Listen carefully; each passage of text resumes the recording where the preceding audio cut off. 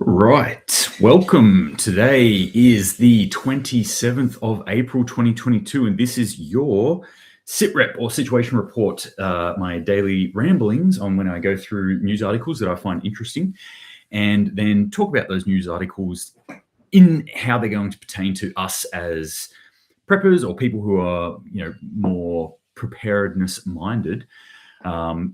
How that pertains to us and what we should be thinking about and what we should be doing and just some other interesting things. And as always, what I'm trying to do with a lot of these stories is look at a broad spectrum across the actual reporting sphere. So I'm not really just focusing in on, or I try and avoid focusing in on one area, one side of reporting. I try and look at all the sides as much as possible, get varied sources and get varied voices that are coming in on any particular news article that's out there or piece of information that's out there.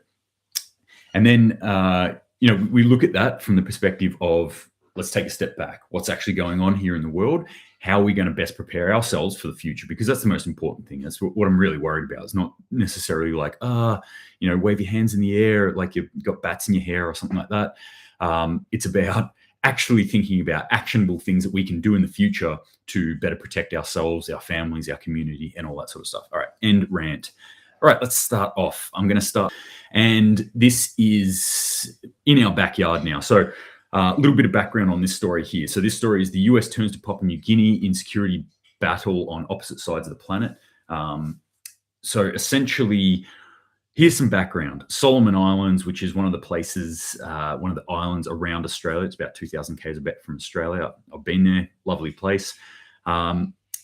Usually their security concerns are fairly and squarely handled by Australia. Australia is kind of seen a little bit, or has tried to position itself at least, as the big brother of this area of the Pacific down here. Papua New Guinea, East Timor, Solomon Islands, Bougainville, all these places, and many more, is kind of been under, I guess, like the jurisdiction of Australia. It's always been seen, or at least felt from the Australian perspective, as we're here to help you. We're the richer big brother here, and we can step in and help you when you're struggling. So Solomon Islands has just signed a deal with China saying that China's now going to do that. And that's obviously got everyone frazzled. It's got Australia very frazzled, and it's got the US also equally frazzled about that. Australia being a ally of the US, so there's that there, that's a concern. But also, anytime that China's starting to spread their influence and power, that's going to provoke the ire of the great US empire, Pax Americana. So a lot of people up in arms. So the US has now turned to Papua New Guinea. So we're coming to the west a little bit here. Papua New Guinea is just north of Australia, whereas Solomon's is kind of like northeast-ish. Just roughly, for those who don't know where these sort of islands are. Papua New Guinea, strong ties with Australia, another place that I've been for work. They've had a history of troubles there as well that Australia usually steps in to help out with. So the US right now is seeking to expand security cooperation with the Pacific Island nation because Washington's pretty concerned about China's security pact there in Solomon. Reportedly, a US delegation has met with the PNG Prime Minister and its defense chiefs last week, with further talks planned in the coming months. What is this? How's this going to play out? Obviously, for Australians, like, this is something we need to pay attention to. This is on our doorstep. If you cast your mind all the way back to World War II, Papua New Guinea, very, very important place. We had Japanese at that stage advancing down, looking at Australia, going, yep, there's a lot of resources there. That'll be a good place to take. It was Papua New Guinea where we essentially made our last stand, but it wasn't our last stand. But we kind of pushed our forces, or some reserve forces, because a lot of our forces were overseas doing other stuff. Our reserve forces up into Papua New Guinea and made a bit of a stand there against the Japanese force coming down, coupled in with a whole heap of other factors as well. It's not just that, but a whole heap of other factors, and that's kind of where it was held. So, Papua New Guinea, strategically very important place. US strategically coming in here could change the face of the area quite a lot. So we've got China now moved into Solomon Islands, US going, hey, can we set up here in Papua New Guinea? I think there's a good chance that this could happen, and this is going to change the face of things. This is, again, another thing that is increasing the tensions within our area, as if they weren't tense enough already. But the almost, it's not quite pre-war, but we're pre-war. Within this area, this South China Sea, this Pacific area down here, it's that those tensions are building up, words are being thrown around, pavement is being laid for certain countries to invade other certain countries or to reunify other certain countries. So, all this is happening, and these sorts of things, these are sort of indicators that we should be looking for and going like, okay, yep, that's a relatively big deal. I need to start thinking about that. What happens if war breaks out in this area, in our part of the world here in the Pacific? How do we handle that as Australians? What's that going to mean for us? Pretty dire consequences. And I like to use the example of what's happening in Europe. I talk about Europe, the effects on Europe every day that I do one of these. And I keep pointing out, like, hey, Germany is really hurting. Other countries are really starting to hurt. And I'll get on to another story about this today. That's what's going to happen to us. If this area is embroiled in some sort of conflict and or war, we get a lot of stuff from China. We get a lot of stuff from Singapore, i.e. our fuel. We get a lot of goods and flow through this area. So this is going to restrict us, our ability to do things in the future as Australians. And what we need to start thinking about is preparing for that as a possible eventuality, not as a definite one, but as a possible one. And I'm always looking at this sort of needle in my head that's going, where are we from something that's unlikely, highly unlikely to possible, up to probable, up to certain. And I feel like we're starting to get over to that point into this half now where it's becoming more probable. We're getting to a point where it's more probable that something's going to happen in this area. All this posturing at the moment, in the past, if this had happened, maybe over 6 months ago, maybe 18 months ago, maybe 3 years, 5 years ago, if this posturing was happening then, it would have been the sort of thing that would be actually preventing conflict. But right now, because we're already at this stage of inflation, and I mean inflation as in not what you're buying at the supermarket, but inflation of tension, this sort of posturing is actually pushing us more into that probable space.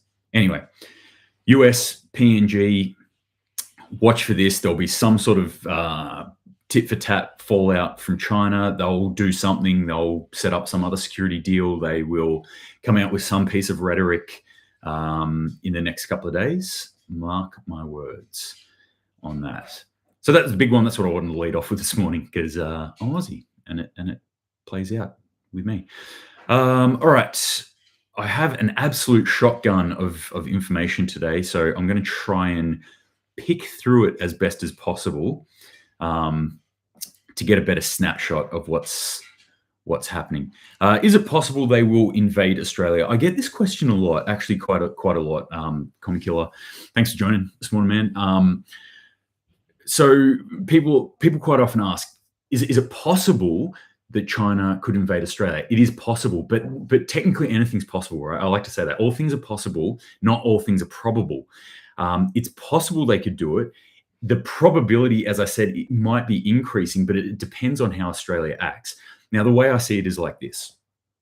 If you look at a criminal, right, criminal has a planning cycle. They look for somebody who is a soft target over being a hard target, and they look for someone who is a valuable target and not a non-valuable target, because they're not going to gain much out of it.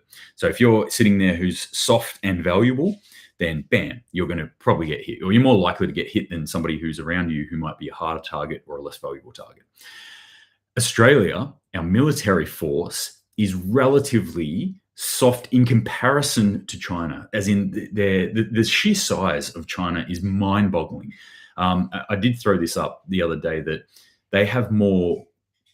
They tried to get to, I think it was like 4 or 5% of their military was women. With that 4 or 5% of their military being women, they have more women in their army than we have people in our army. Just wrap your head around that for a sec. Orders of magnitude larger force than what we can muster here in Australia. But there's mitigating circumstances. We have a lot of resources, so we are a valuable target. If we decided to go, hey, China, you're not getting anything off us anymore, bang, the wall is shut, no more. That would increase the possibility or the probability that they would want to invade us, because they're going, well, you've got stuff, we want it. You're not that strong of a target compared to us, like a force compared to us. So it could happen. I don't think it's highly probable though, but who knows? Like, the way things play out, the future is unknown. I do not have a crystal ball, so I can't tell exactly where things are going to go. But yeah, for them to actually invade, they'd have to be invading very precision-like areas. Australia is interesting in the way that we're set out, because I don't really see the possibility of an invading force invading and actually holding Australia. I feel like it would be very difficult. We're way too spread out, and we've got the ability to spread ourselves out a lot more too.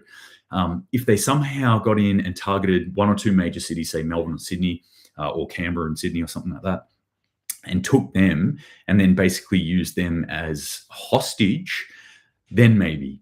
But the idea of an invading force coming in and holding Australia seems relatively unlikely to me. But you never know. Anyway, if that did happen, I would recommend going and watching the 80s version of Red Dawn, and so then you'll know what to do.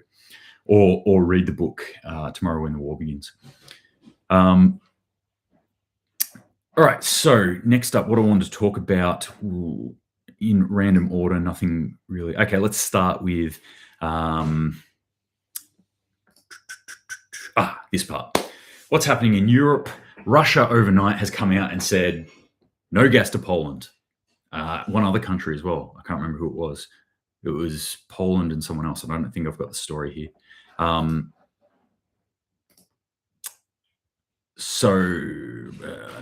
I don't actually have it. But Poland and someone else, but Poland is probably the larger of those countries.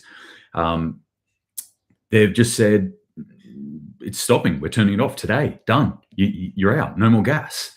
You pay us in rubles. We said that. You're not paying us in rubles, so you're not getting in gas. Simple. That's pretty huge, I think. Imagine a country that is relatively reliant on gas coming into them, all of a sudden just going like, nope, it's done. It's off. There's no more. Europe at the moment is in talks and is rushing to try and sign deals with Abu Dhabi to get oil out of them so they can replace the Russian one, which I think they'll get across the line and they'll get that happening, but there will be a cost to that. But, you know, this sort of thing is happening here and today now. Like, if they've got a flow of gas, whenever their stores of gas, I don't know how much they store up of that gas in Poland, but that's not going to last forever. It's probably not going to last very long at all. When I think about the proximity of Poland to Russia, they would probably set up a system. I don't know this. I haven't researched any of this. It's just what I assume. But they'll probably set up a system where they don't actually have to store that much. They're like, oh, well, it's just here. We'll just get it straight in, store a little bit, use it. And as it's coming in, that just-in-time inventory type thing happening.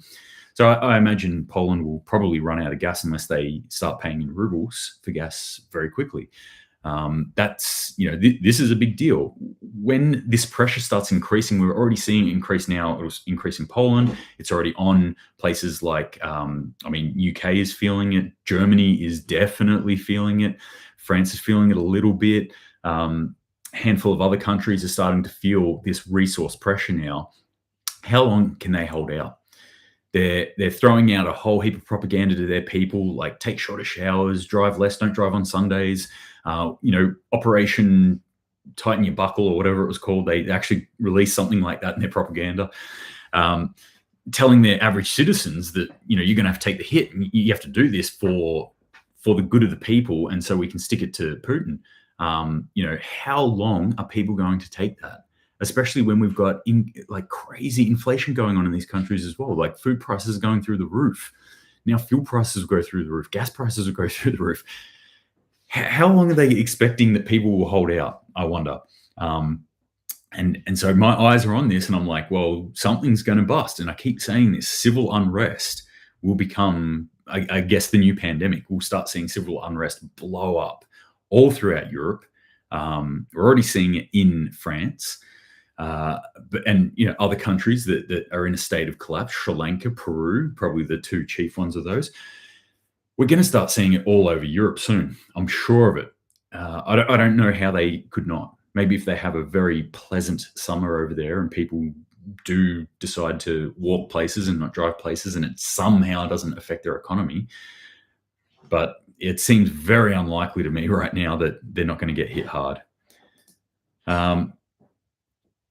So a bit of tit for tat banter that's going on between the US and Russia at the moment. Putin warns of World War III after top US officials visit Kiev. So we had, not yesterday, the day before, one of the top US officials, Blinken or Bilkin. I don't really pay attention to the American people's names, but anyway, he went in there, had a chat with Kiev, shook hands, kissed babies, assured like everything's cool. We're going to keep pumping money into you. We've just signed a deal, which means that our president can send you as much money and arms as he wants or we want. So we're all good. Don't worry. Just keep fighting this war. That's all you have to do. And Putin's seen that and he's like, oh, you don't do that. I'm going to World War III your ass. So again, this rhetoric that's coming out, there was an answer to that as well. And I don't think I snapped it, but from the US side, they basically came out. I thought it was hilarious. And they were like, oh, well, we don't, this sort of rhetoric, which just incites war. We don't participate in that. And I'm like, excuse me, can we just go back 24 hours, 48 hours, 72 hours and continue on for the last probably 3 months and look at all the things that you've just said, which are inciting war? Like, insane. Just put Biden in front of a fucking microphone and listen to anything he has to say. And I'm like, that's inciting war. The fact that then they come out and they go, oh, well, we wouldn't say anything like this because this kind of stuff that Putin's saying incites war. Like, it's just silly. We wouldn't do it. It's like gaslighting. It's full on gaslighting. It's not even clever gaslighting though. It's like you're clearly like lying here, lying to yourselves, lying to your people, lying to everyone. So I mean, both sides are just increasing the tension through their words at the moment, and I think it's just insanity because both sides have a lot of nuclear weapons, so we don't really want to see that. All right. Again, not a tyrants. Yeah, totally. You got it, the Unseen X. All right, so jump over to the US now with more weather effects. There was another weather effect overnight. New Mexico wildfire destroys hundreds of homes. We've got blazes already happening throughout the US, several of them. So we can see there these extreme weather effects, and I talk about these every time I jump on here, that these are going to be the norm that we're going to see. We're going to see them more frequently. We're going to see them more severe.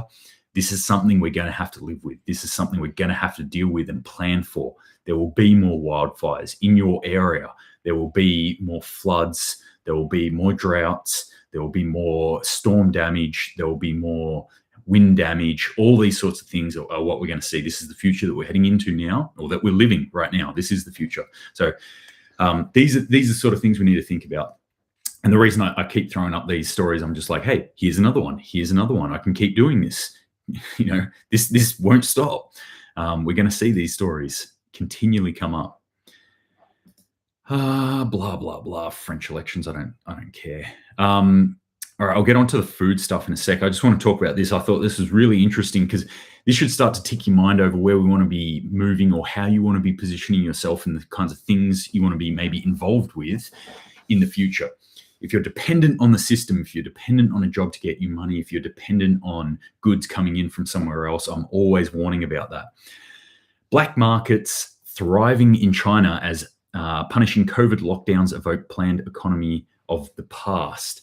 So China, obviously locking down, it's having huge effects in there. They've just announced that they're possibly going to do it with Beijing. I haven't seen that they've actually done it in Beijing yet, but They've signaled that they may. Shanghai's been locked down for a long time now. What's actually happening there when the wheels of commerce and the machine of the capitalist machine starts to grind to a halt through force of lockdown, people start to do it themselves. Capitalism is unstoppable, people. You will not stop it.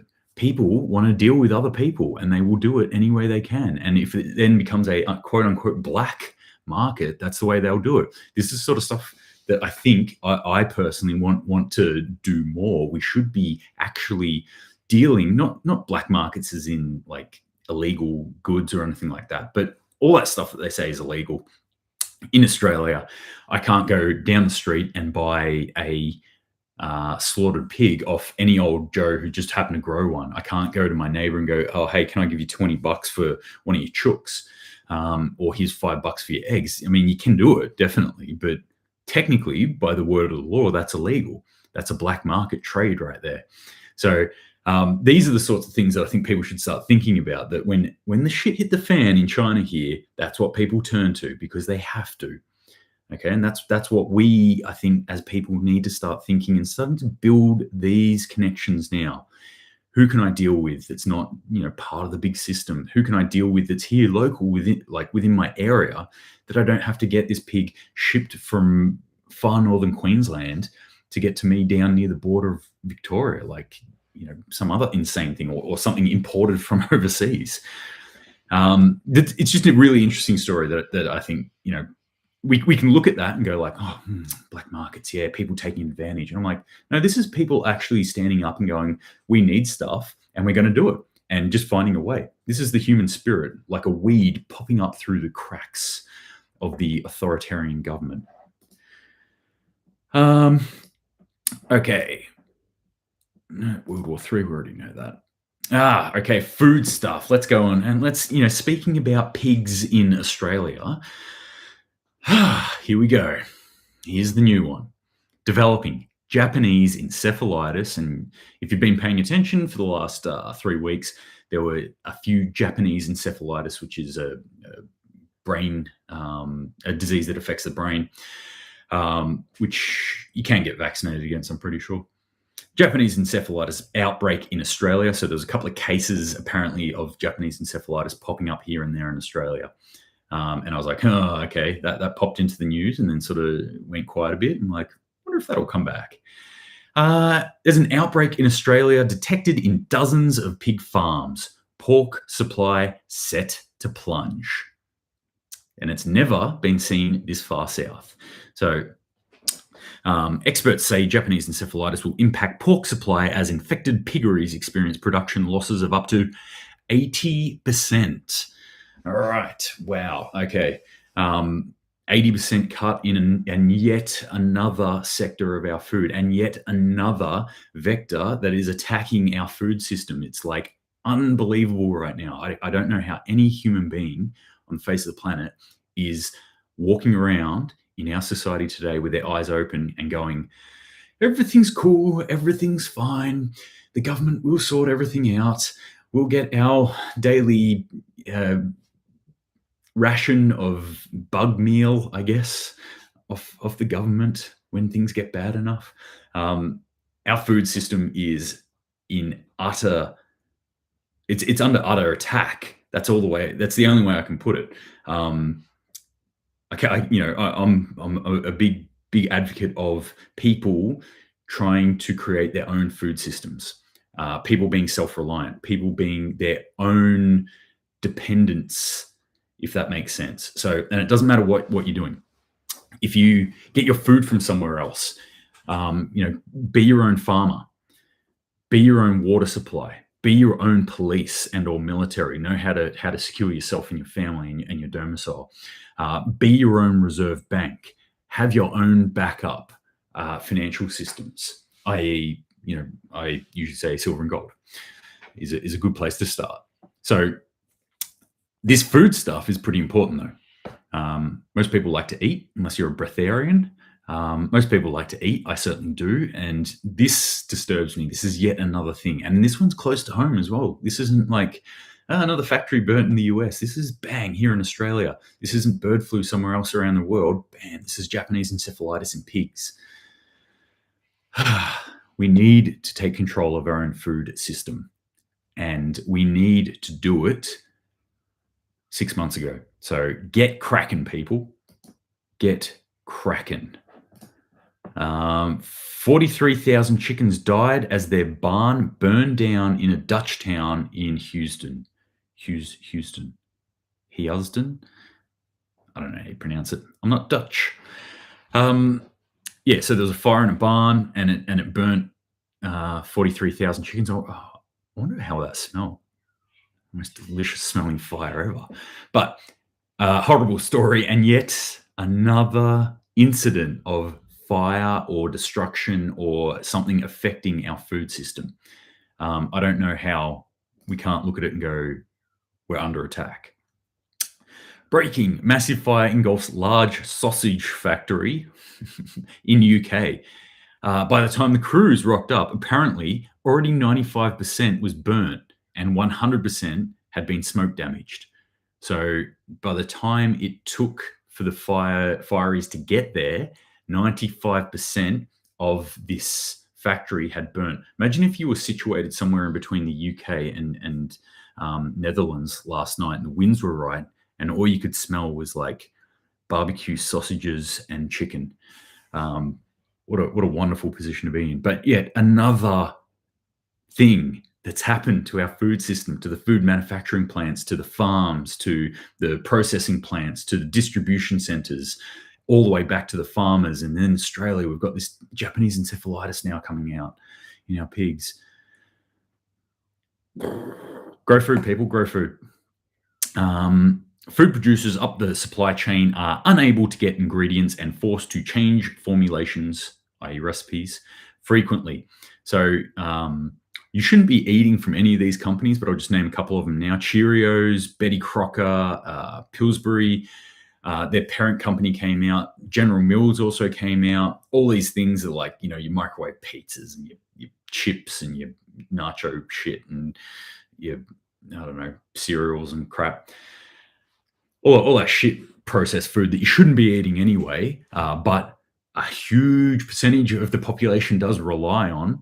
They're finding it harder and harder to find things. In particular, starch packaging, fats, and oils are the most challenging to find. And are any of those things being affected at the moment? Packaging, where does that come from? China. Who has their port shut down right now? China. Oils. What's one of the number one oils that the world uses? Palm oil. Who just shut down? Who's the number one producer of palm oil? Indonesia. Who just stopped or banned all exports of palm oil? Indonesia. Could have a problem there. On news, though, they did just release yesterday that they will start letting some out of the country again. So they had a little freak out. They were like, no, this is our palm oil. You can't have it. And now they're going, oh, shit. All right, we need money. Yeah, here's some palm oil. Black market palm oil, that'd be a good one. Black market farmers. That could be a brand. We should start that. You and I should start that. Black market farmers. Be like pirate farmers. Hoist the flag. All right, so obviously there's a lot of stuff going on there with the food situation. There's a couple of little stories in there. I'm not really going to go on with them, though. I think you get the point, okay? And I'm going to keep hammering that home, though. Every time I find a story like that, I'm going to throw it up there. I'm going to put it up because I want you to know. And to a certain extent, my motto is always like, I'm not here to spread fear. I'm here to build confidence. I want you to be confident about the future. And that's why I'm telling you to prepare. That's why I want you to start getting yourself ready and getting your family ready and being in the best position if something does go really south, that you can actually handle it. But in so doing, there is a certain amount of fear that I do want you to have that I think is healthy. There is a healthy amount of fear. And this sort of food system stuff, this is the sort of thing that I want you to think about, because you need to be motivated to do this. Gardening is not easy. It's not just like, la la la la, spread some seeds, and they hit the ground, and things grow, and you're like, yes, I'm eating. Look how wonderful life is. Even despite what all the Instagram channels will show you of the people on the farms who are like, oh yes, everything's great. We just had our 6th or 7th child. Yes, everything's great. Milking cows. It's hard bloody work. It's real hard work. So, you need motivation to do it. And this is probably a good motivation, that the food system that we have at the moment is collapsing around us as we speak, collapsing and or being destroyed as we speak. I'm not a big conspiracy theorist. I don't really like to ascribe to certain things. In fact, my motto is usually around conspiracy theories. Just find the most obvious way that's linked to human incompetence or greed, and that's usually the answer. It's not like someone like, we've got them now. It's just some idiot who fucked something up, or it's just some person who's like, I want to make more money, so I'm just going to do this and screw these people over. That's generally, I think, what's happening in the world. That's human nature to a certain extent. And so, but when I'm seeing stuff like this, I'm like, how is this? Like, how are there so many? It is relentless. So many stories from so many different angles, so many different vectors of attack here against the food supply system. I'm like, my logical brain is like, I can't see how this can't be on some level orchestrated by someone. And that terrifies me a little bit. But, we have control over this, or we can take control over this. We can plant our own gardens.